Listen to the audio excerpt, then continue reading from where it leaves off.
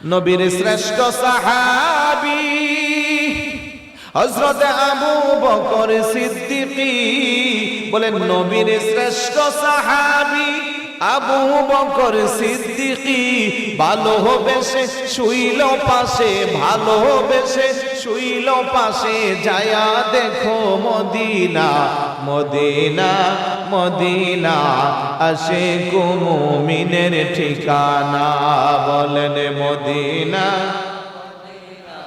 আশিক মুমিনের ঠিকানা। দিদার চেয়ে কাঁদো তোমরা, দিদার চেয়ে হও না নবীর দেওয়ানা। মদিনা মদিনা আশিক মুমিনের ঠিকানা। বলেন মদিনা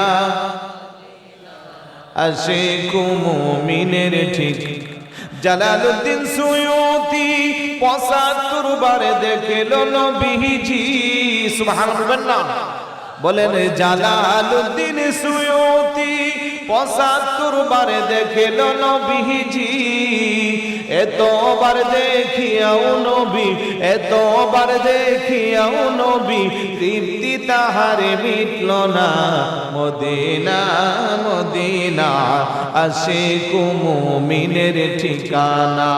বলেন মদিনা আশিক মুমিনের ঠিকানা। দিদার চেয়ে কাঁদো তোমরা, দিদার কাঁদো তোমরা, হও না নবীর দেওয়ানা।